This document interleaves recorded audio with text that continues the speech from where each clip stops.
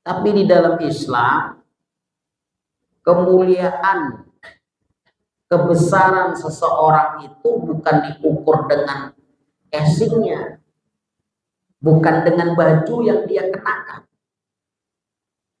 Tapi di dalam Islam, Rasul menerangkan, innallaha la yanzur ila suwarikum wa ajsabikum wa libasukum, walakinnallaha yanzur ila qulubikum wa a'malikum. Allah tidak melihat kamu itu dari warna, postur, baju yang kamu kenakan. Tapi yang Allah lihat itu adalah hati dan amal. Bismillahirrahmanirrahim. Assalamualaikum warahmatullahi wabarakatuh. Alhamdulillahi rabbil alamin. Nasta'inuhu wa nastaghfiruh. ونعوذ بالله من شرور أنفسنا ومن سيئات أعمالنا من يهد الله فلا مضل له ومن يضلل فلا هادي له أشهد أن لا إله إلا الله وحده لا شريك له وأشهد أن محمدا عبده ورسوله لا نبي ولا رسول بعده. قال الله تعالى في القرآن الكريم أعوذ بالله من الشيطان الرجيم يا أيها الذين آمنوا اتقوا الله حق تقاته ولا تموتن إلا وأنتم مسلمون. وقال رسول الله صلى الله عليه وسلم ittaqillaha haitsuma kunta wa atbi sayyi'atal hasanata tamquha wa khaliqin nas bi khuluqin hasanin. Rabbi ishrah li sadri wa yassir li amri wahlul 'uqdatam min lisani yafqahu qawli. Hadirin wal hadirat rahimani wa rahimakumullah. Bagaimana kabar bapak-bapak dan ibu-ibu, semuanya sehat?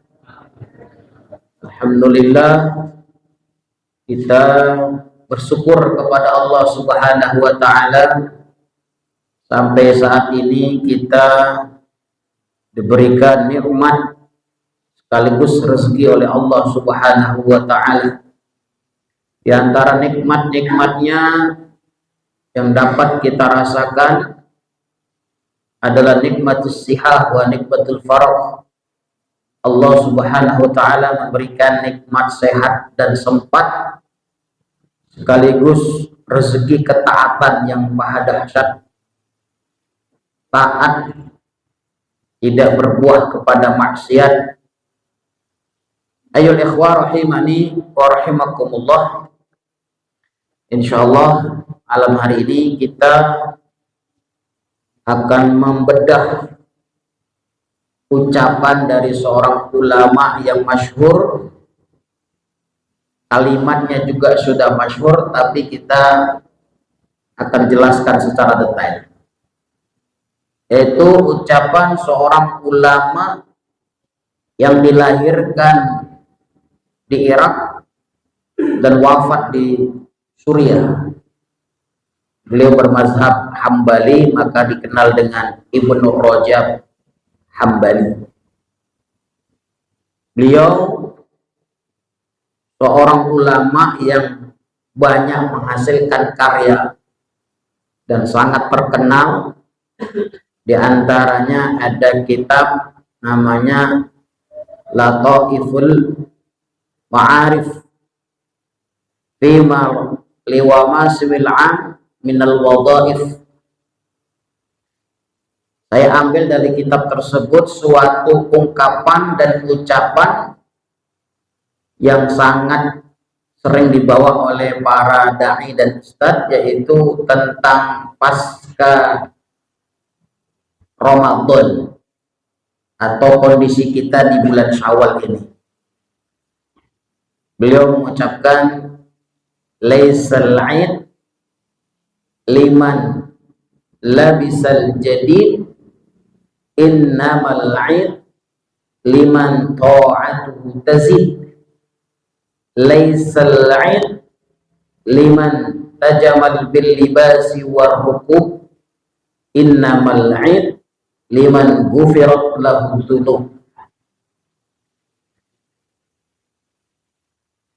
Beliau mengatakan bahwa laisal 'id, bukanlah disebut 'id, tidaklah disebut 'id liman labisal jadid, orang yang mengenakan baju baru.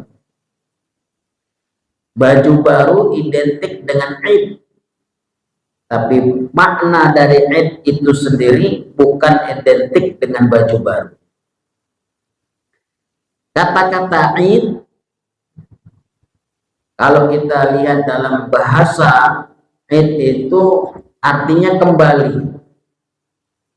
Ada ungkapan orang yang berpuasa itu kembali senang, atau lisoim farhatan. Bagi orang yang berpuasa itu ada dua kegembiraan, ada dua kesenangan. Yang pertama inda fitrihi, kembali kepada fitrahnya, kembali kepada makan dan minum. Maka 'id secara bahasa itu kembali makan, kembali kepada fitrah kita. Itu boleh makan di siang hari maupun di malam hari, boleh minum di siang hari, tidak ada batasan. Kembali fitrah, tidak terlarang makan dan minum dan berhubungan di siang hari, karena fitrahnya adalah ya makan dan minum, fitrah manusia. Itu secara bahasa. Maka disebut laisal 'id. Jadi kalau 'id, para ulama juga mengartikan 'id itu kembali kepada fitrah. Fitrah tadi kembali kepada suci, kembali kepada Islam, kepada tauhid, kepada iman yang baru, kepada lembaran baru, tidak punya noda dan dosa. Karena 'id kembali kepada penghapusan dosa, sebagaimana Rasul bersabda, man shoma ramadhana imanan wa ihtisaban ghufira lahu ma taqaddama min dhanbi. Maka makna 'id demikian. Laisal 'id liman labisal jadid. 'Id itu bukan identik dengan baju baru. Jadi di bulan Syawal ini bukan identik dengan aksesoris, tapi dengan aksi, ya. Bukan hanya retorika, tapi sebuah pengamalan yang jelas. Ya. Di sini ada kata labisa. Labisa itu simbol, ya, baju.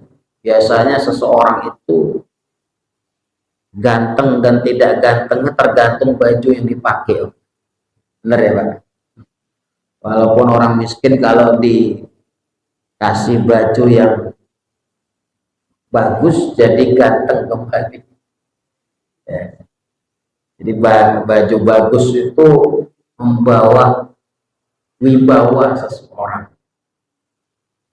Maka kebesaran seseorang zaman dulu itu identik dengan para pembesar-pembesarnya mengenakan busana-busana yang istimewa dan mahal. Tapi di dalam Islam, kemuliaan, kebesaran seseorang itu bukan diukur dengan casingnya, bukan dengan baju yang dia kenakan. Tapi di dalam Islam, Rasul menerangkan, innallaha la yanzur ila suwarikum wa ajsabikum wa libasukum, walakinnallaha yanzur ila qulubikum wa a'malikum. Allah tidak melihat kamu itu dari warna kostum baju yang kamu kenakan, tapi yang Allah lihat itu adalah hati dan amal. Jadi baju itu bukan identik seseorang itu menjadi mulia. Bisa jadi bajunya compang-camping tapi doanya mustajab. Bisa jadi kalau zaman dulu kan baju itu para sahabat itu cerita bajunya hanya 2 setel, pagi dipakai, sore diganti, kan hanya 2 setel saja. Kalau kita bajunya rata-rata 2 lemari ya, 2 lusin, sampai udah nggak muat disimpan terus. Iya Pak, iya Pak. Apa ada bapak dan ibu yang punya baju hanya 2 setel? Jujur angkat tangan. Rata-rata bajunya berapa? 2 lusin. Nggak ada, hari ini pakai, besok dicuci dipakai lagi, nggak ada. Tapi kalau para sahabat itu, karena para sahabat itu kebanyakan minal fuqara wal masakin, seperti ahli suffah yang berjumlah 70 sahabat Nabi yang hidupnya dalam keadaan pas-pasan, tapi tidak identik dengan baju. Tapi kalau kita pakai baju baru, salah apa tidak? Tidak. Pakai baju baru itu boleh, sah-sah saja. Tapi ya tidak boleh melampaui batas. Wala tusrifu, kulu washrubu wala tusrifu. Makan dan minumlah, tapi jangan berlebih-lebihan. Begitu juga dalam pakaian. Ada orang pakai baju, harga bajunya saja 1 miliar, ini kan berlebih-lebihan. Ada sepeda gowes, sepedanya harganya miliaran. Ada pakai jam tangannya harganya miliaran. Itu berlebih-lebihan enggak? Berlebih-lebihan. Padahal fungsinya sama, hanya lihat waktu sekarang jam 6:30, fungsi jam. Tapi ketika dia sudah mengenakan jam yang branding, yang berlapis emas, udah harganya sampai sekian miliaran. Maka disorot pejabat kok ternyata jamnya miliaran. Padahal uangnya, gajinya hanya jutaan, dari mana hartanya? Korupsi. Ibu-ibu nih luar biasa langsung ya. Jadi boleh pakai baju baru, boleh, tapi tidak korupsi ya. Ada seorang sahabat datang, ya Rasulullah, saya senang baju baru, sepatu baru, semuanya serba baru, sandal baru. Apakah aku disebut sombong? Tidak. Laisal kibru al-kibru batarul haqqi wa ghamdun nas. Yang disebut sombong itu adalah meremehkan manusia dan menolak kebenaran. Jadi dia tidak disebut sombong, karena innallaha jamil yuhibbul jamal. Allah itu indah dan senang kepada hal yang indah. Jadi kalau kita pakai baju bersih, indah, itu Allah lebih senang. Apalagi aturan masuk masjid. Khudu zinatakum inda kulli masjidin. Ambil perhiasanmu yang terbaik untuk masuk ke masjid. Jadi masuk masjid itu gak boleh pakai pakaian yang sekenanya. Ada orang-orang ke masjid pakaian yang sudah kusam. Kalau kondangan pakaian yang sudah masih baru. Coba aja lihat perbedaan ke masjid sama kondangan, beda apa enggak? Beda Pak. Kalau ke masjid sarungnya sudah sebulan nggak diganti Pak. Itu terus sarungnya. Tapi kalau kondangan serba leg, serba wangi, serba mandi, serba pakai minyak wangi. Tapi kalau pergi ke masjid, dia tidak seperti itu. Padahal harus pakai baju bagus, perhiasan yang bagus. Ada seorang tabiin itu, karena saking kayanya ya, karena orang kalau uangnya banyak itu turah-turah, apalagi punya uang 271 triliun itu buat apa ya coba, apalagi punya uang 1.500 triliun. Dulu ada seorang tabiin memang kaya raya sekali, uangnya banyak sekali. Maka beliau itu kalau malam di 10 malam Lailatul Qadar itu, 10 malam Ramadan itu, selalu bajunya gonta-ganti. Malam ini bajunya ini, malam besok bajunya lain. Kalau kita yang i'tikaf, bajunya satu untuk 10 hari. Alasannya apa? Gak punya waktu untuk nyuci. Kalau nyuci nanti batal i'tikafnya. Ya kalau sudah tahu nanti kalau nyuci batal i'tikafnya, berarti bawa baju yang banyak. Karena kan fokus untuk ibadah i'tikaf itu. Fokus berada di masjid, tidak keluar-keluar dari masjid kecuali dalam keadaan darurat. Darurat itu buang hajat 2 lubang, depan dan belakang. Untuk PAK dan PAB itu saja, tidak ada kepentingan untuk nyuci. Tapi hari ini orang i'tikaf nyuci sing suwi 2 jam 3 jam di kamar mandi, lama banget. I'tikafnya bagaimana? Kita fokus ibadah. Maka beliau, orang-orang dahulu, orang-orang soleh yang kaya itu, ketika i'tikaf membawa baju banyak untuk menyambut Lailatul Qadar, bajunya yang baru. Tapi kalau kita pakai baju baru itu ketika hari raya, padahal seharusnya nyambut malam Lailatul Qadar itu dengan baju baru.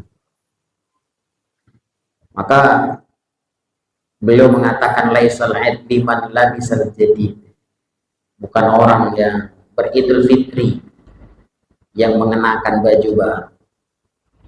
Innamal id liman ta'an tazi. Esensinya urgennya yang terakhir ini. Tetapi id, indikator berhasilnya madrasah Ramadannya dengan indikator ta'an tazi, ketaatan yang bertambah. Sebelum Ramadan sering terlambat ke masjid, pasca Ramadan Syawal tidak pernah terlambat, tidak pernah masbuk. Nah, itu baru Ramadan yang berhasil. Coba Bapak Ibu 40 hari saja tidak masbuk, itu super maha hebat, super hebat itu. Berapa hari? Arba'ina yauman. Man sholla fil jamaah arba'ina yauman, barang siapa yang sholat berjamaah 40 hari tidak ketinggalan takbiratul ihram, falahu bara'atani, dia mendapatkan 2 kebebasan. Bara'atun minan nar, dia terbebas dari api neraka, wa bara'atun minan nifaq, dan dia terbebas dari sifat kemunafikan. 40 hari itu namanya ketaatannya bertambah, ada dampak positif, perubahan yang drastis. Ramadannya berarti berhasil, berarti dia mendapatkan malam Lailatul Qadar. Ngajinya semakin sergap, yang biasanya hanya 1-2 ayat dia tingkatkan menjadi 1 lembar, 1 halaman, 1 buka, atau 3 halaman, atau 1 juz, beserta tafsirnya, beserta tadaburnya. yang biasa tidak senyum sama orang, setiap ketemu orang sekarang senyum, berkata baik, waqulillahumma, baik kepada kedua orang tuanya, kepada manusia, kholiqin nas bi khuluqin hasanin, dan berakhlak dengan baik. Artinya ada ketaatan yang bertambah. Itu yang seharusnya menjadi buah dari madrasah Ramadan. Maka disebut Syawal. Syawal itu disebut Syawal karena ada peningkatan. Maka disebut bulan peningkatan. Kita sudah digembleng selama 1 bulan, maka di bulan Syawal meningkat ibadah. Tidak menjadi malas. Kadang-kadang kita Syawal malah jamaahnya keteteran. Halal bihalal menerjang waktu sholat. Bener ya? Halal bihalal lalu jogetan. Halal bihalal maksiatnya datang kembali. Ini kadang-kadang bahaya. Bukan ketaatan yang bertambah, tapi malah kemaksiatan yang muncul kembali. Innamal id, ya, diulang lagi sama beliau untuk menekanan, laisal id liman tajamal bilibas wa ruku. Bukanlah id orang yang memperindah, memperbagus baju dan kendaraannya. Kadang-kadang kita itu kalau Idul Fitri, menyambut Idul Fitri itu ganti motor, ganti mobil, rumah dicat. Ada saya lihat itu tetangga itu, tiap Ramadan itu habis taraweh ngecat rumahnya selama sebulan. Jadi habis taraweh tidak tadarusan, tapi ngecat rumah sampai jam 12 sampai sahur, besok dilanjutkan lagi untuk menyambut Idul Fitri. Kan wali-wali. Seharusnya malam itu dia isi dengan baik, tapi untuk memperindah aksesoris.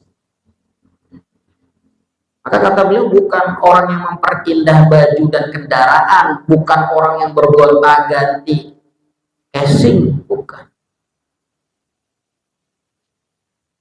Dalam Islam itu tidak dilihat diukur dengan casing. Bahkan ketakwaan itu bukan hanya orang Arab dan orang asing. Kata Rasul begitu. Tetapi yang disebut yang mulia itu adalah inna akramakum indallahi atqakum. Bisa jadi dia orang biasa-biasa saja, pakaiannya biasa-biasa saja, tidak punya titel, tidak terkenal, tidak dipandang, tapi ternyata dia orang yang mulia. Biasa, banyak seperti itu. Bisa jadi pula orang yang terkenal di dunianya, tapi tidak terkenal di penduduk langit. Tapi ada orang yang tidak terkenal di penduduk bumi, tapi terkenal di penduduk langit. Ada juga orang yang terkenal di penduduk bumi, juga terkenal di penduduk langit. Bagaimana ungkapan untuk Uwais Al-Qarni. Uwais Al-Qarni itu terkenal majhulun fil ardi wa ma'lulun fis sama. Majhul, asing, tidak dikenal di penduduk bumi. Tetangganya aja nggak kenal siapa dia. Orang biasa-biasa, orang miskin, orang yang punya ibunya yang lagi sakit, orang yang punya cacat, punya tanda jelas di kulitnya. Tapi penduduk langit mencintainya. Malaikat itu senang melihat Uwais Al-Qarni. Terkenal Uwais. Bahkan Rasul berwasiat kepada para sahabatnya ketika nanti sepeninggal pun carilah orang Yaman yang namanya Uwais, yang ada ciri khasnya. Orang mulai terkaget-kaget ketika beliau wafat. Ketika dia wafat, kok yang menghadiri pentakziahnya ini tidak pernah berhenti-henti, terus ribuan orang berduyun-duyun datang. Ini yang membuat orang, ternyata orang ini luar biasa. Tapi juga ada orang yang terkenal di bumi tapi tidak terkenal di penduduk langit. Ada ya? Siapa yang nggak kenal dengan Fir'aun? Siapa yang tidak kenal dengan Korun?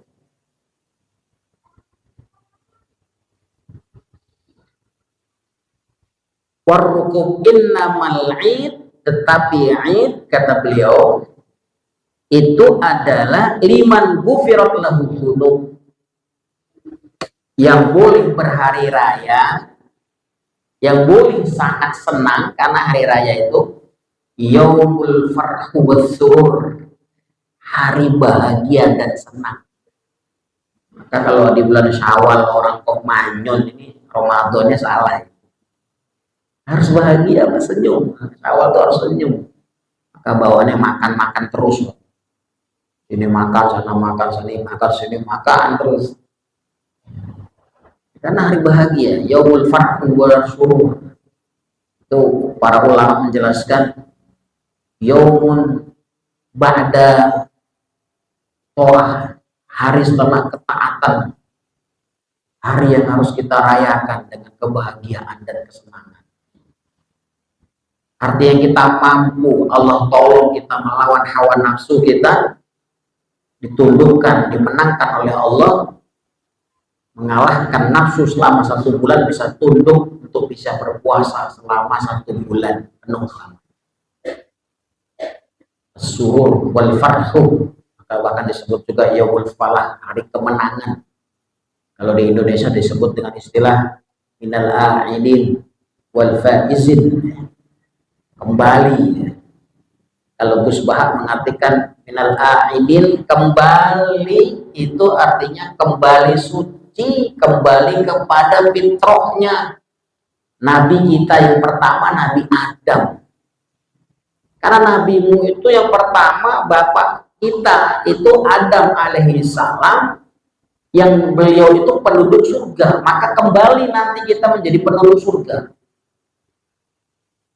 Maka ini kan kita disebut calon penduduk surga. Kalau bahasa para ulama disebut rijal rajulun yamshi ala wajhil ardi, rijalul akhirah yamshi ala wajhil ardi, penghuni surga yang masih berjalan di muka bumi. Masya Allah. Kita akan kembali kemana? Kembali ke kampung halaman kita. Kampung halaman kita itu adalah surga. Wal faizin, kembali menang. Setan gagal. Bahasa sekarang namanya gagal total untuk menyesatkan manusia. Padahal dia sudah menggoda manusia itu 11 bulan, tapi 1 bulannya malah taubat. Berarti kan gagal total kalau terima taubatnya. Liman ghufira lahu dzunub, itu bagi orang yang dosanya diampunkan. Nah, itu yang para sahabat banyak menangis itu. Semoga dosa-dosa kita diampunkan oleh Allah Subhanahu wa Ta'ala. Maka keluarlah ungkapan dari seorang sahabat dengan ungkapan taqabbalallahu minna wa minkum. Itu bukan ucapan Nabi, itu ungkapan salah seorang sahabat, namanya kalau nggak salah Ubaid bin Zubair. Beliau mengatakan kepada salah seorang sahabat yang lain, taqabbalallahu minna wa minkum, semoga Allah menerima amalku dan amalmu oleh Allah Subhanahu wa Ta'ala. Nah, ungkapan itu menjadi tradisi kita, karena ungkapan itu tidak terlarang, dan saling mendoakan itu hal yang penting, karena Islam itu identik saling mendoakan. Ketemu, assalamualaikum, dijawab waalaikumsalam, salam sejahtera, selamatan untukmu. Kalau dibalas, semoga untuk kamu juga. Kita bersin, alhamdulillah, saudara kita mendoakan, lalu kita balas mendoakan kembali. Islam itu identik dengan mendoakan. Maka ketika kita ketemu saudara kita lalu teman kita bilang taqabbalallahu minna wa minkum, maka kita juga bilang taqabbalallahu minna wa minkum. Taqabbal ya karim. Itu ungkapan. Itulah yang kita nantikan, kita berharap kita bersih dari noda dosa kita. Karena sebagaimana janji Rasul, man shoma ramadhana imanan wa ihtisaban ghufirat lahu, dihapuskan dosanya. Dosa-dosanya dihapus. Itu kemenangan yang sejati. Ketika kita bersih dari noda dosa, maka kita disebut faizin, menang. Orang-orang yang menang. Kalau orang-orang yang menang dalam surah At-Taubah itu alladzina amanu wa hajaru wa jahadu fi sabilillahi bi amwalihim wa anfusihim a'zamu darajatan 'indallah wa ulaika humul faizun. Yang disebut menang dalam versi Quran adalah orang-orang yang beriman, yang berhijrah, lalu berjihad dengan harta dan jiwanya lebih besar di sisi Allah, dan mereka adalah orang-orang yang menang. Apa pelajaran yang bisa kita ambil dalam ungkapan Ibnu Rajab Al-Hambali ini? Beliau kenapa disebut Ibnu Rajab? Karena lahirnya di bulan Rajab. Ya, kayak kita namanya Agus karena lahir di bulan Agustus. Sampai kuliner-kuliner itu membuat apa? Gratisan. Siapa yang namanya Agus gratis. Di sini siapa yang namanya Syawal diumrohkan, Pak? Ada nggak yang namanya Syawal? Dulu ada Ustaz Syawal. Karena nggak ada yang namanya Syawal. Ada nggak? Kalau Ramadan banyak, Pak. Rahmat Ramadhani, Syahri Ramadhani, itu. Tapi Syawal ada nggak? Syawaluddin ada? Mana dia? Biar diumrohkan. Nah itu, seharusnya Masjid Nur Merah mengasih door fresh. Kalau rumah-rumah makan aja berani ngasih door fresh, siapa yang nama Agus gratis makan 1 piring, maka yang namanya Syawal gratis dapat beras 30 kg. Nah itu nanti jadi percontohan Masjid Nur Merah. Gak percaya, Pak? Coba aja. Nah itu wah, itu terkenal betul. Pokoknya namamu sesuai KTP Syawal, silahkan datang ke Masjid Nur Merah, dapat beras 30 kg. Wah, besok ganti jeneng ngurus ke kelurahan, kecamatan, berapa? Ganti nama. Nah, nanti punya cucu, wah cucuku namanya Syawal. Kenapa? Ada satu masjid di Jawa Tengah, di Solo. Itu kalau namanya Syawal nanti diumrohkan. Wah, itu mati. Saking orang itu menghormati bulan, dia namanya nisbah kepada bulan. Rajab itu bulannya Allah. Bulan haram, Pak. Kan nggak ada nama kita hari ini. Namamu siapa? Zulqa'dah. Ada nggak? Kalau Ramadan banyak, Pak. Syawal itu penting. Ya itulah mungkin ya menjadi ungkapan kita. Ini bagus ungkapan beliau ini. Bunyinya tiganya situ. Masya Allah ya. Jadi itu mungkin saran saya kepada Masjid Nur Merah yang namanya Syawal, siap mendapatkan beras 1 karung 30 kg. Asal nunjukin KTP, itu donaturnya bisa digalankan dana. Bener loh, ada nggak namanya Syawal? Ini kita niru tadi Ibnu Rajab. Saya lihat kenapa beliau disebut Ibnu Rajab, karena wulida fi syahrir Rajab. Kenapa disebut Hambali? Karena beliau bermazhab Hambali. Masya Allah, ini buku bagus, Lataiful Ma'arif, buku tentang keistimewaan hari-hari, waktu-waktu, bulan-bulan istimewa. Beliau kupas tuntas Termasuk bulan Syawal itu bulan yang sangat istimewa. Saking istimewanya banyak yang nikah. Syawal itu secara bahasa artinya bulan kawin. Unta dulu itu kalau mau kawin di bulan Syawal. Coba lihat kucing. Kucing kawinnya kapan? Kita nggak pernah ngamatin bulannya. Kalau orang Arab tuh mengamati unta itu kalau pengen kawin, musim kawin itu bulan Syawal. Karena bulan-bulan ini sudah ada sebelum datangnya Islam. Bulan-bulan Hijriah ini sudah ada sebelum datangnya Islam. Maka Rasulullah SAW juga menikah di bulan Syawal. Baru berapa hari Syawal sudah ada undangan pernikahan. Ini saya undangan pernikahan ini sudah ada 10 undangan itu. Setiap hari Ahad. Akhirnya bingung nih, yang mana yang didatengin ini. Ini foto jamnya, foto harinya, ini konco dewe, ini konco dewe. Ya, Masya Allah. Benar, menikahlah di bulan Syawal. Punya namanya Syawal. Demikian, semoga ungkapan ini menjadi introspeksi bagi kita. Kita jangan minder dengan baju yang kita kenakan, tapi yakinlah ketakwaan seseorang tidak diukur dengan baju yang dia kenakan, tapi ketakwaan seseorang diukur seberapa jauh dia taat kepada Allah Subhanahu wa Ta'ala.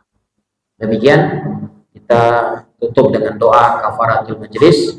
Subhanaka Allahumma wa bihamdika asyhadu an la ilaha illa anta astaghfiruka wa atubu ilaik. Wassalamualaikum warahmatullahi wabarakatuh.